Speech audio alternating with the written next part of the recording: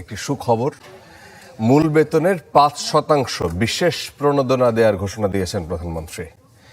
সংসদে সরকার প্রধান জানিয়েছেন, দেশে এখন বৈদেশিক মুদ্রার রিজার্ভ $30 বিলিয়ন বেশি, তাই চিন্তার কোনো কারণ নেই।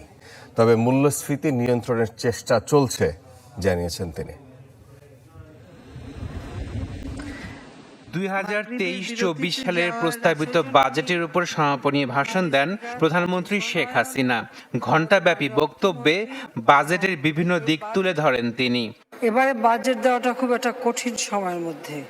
ভাষণের শুরুতেই প্রধানমন্ত্রী বলেন, স্থিতিশীল পরিস্থিতি আছে বলেই দেশে উন্নয়ন হচ্ছে। জানান, আগামী নির্বাচন হবে যথাসময়েই। নির্বাচন এই বছরের শেষে অথবা আগামী বছরের প্রথম সপ্তাহে অনুষ্ঠিত হতে হবে। তা এটা আমাদের শেষ বাজেট, তবে একেবারে শেষ কিনা সেটা বাংলাদেশের জনগণই সিদ্ধান্ত নেবে। সে সিদ্ধান্তের দায়িত্ব বাংলাদেশের জনগণকেই আমি দিচ্ছি। মূল্যস্ফীতি বেড়েছে উল্লেখ করে প্রধানমন্ত্রী জানান, এটি কমানোর চেষ্টা করছে সরকার।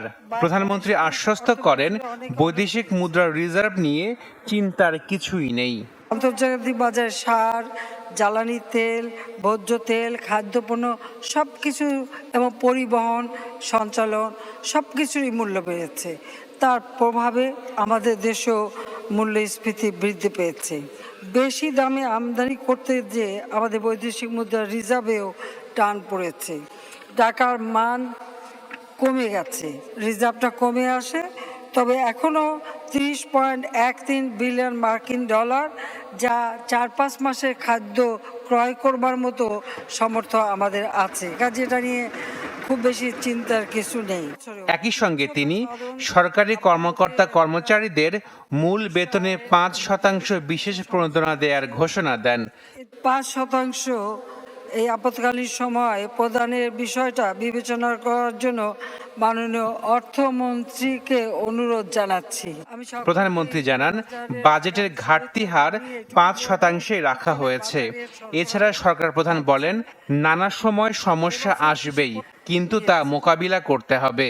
আজকেই সরকার ফেলে দেবে, কালকেই এটা করবে, ওটা করবে। তা আজকে যে উন্নয়নশীল দেশ হিসেবে মর্যাদা পেলাম, এটা আওয়ামী লীগ যদি ক্ষমতায় না আসে, এটা বাস্তবায়ন করবে কে? আমাকে একটা লোক দেখান যে সে করতে পারবে, নিঃস্বার্থভাবে দেশের জন্য কাজ করবে।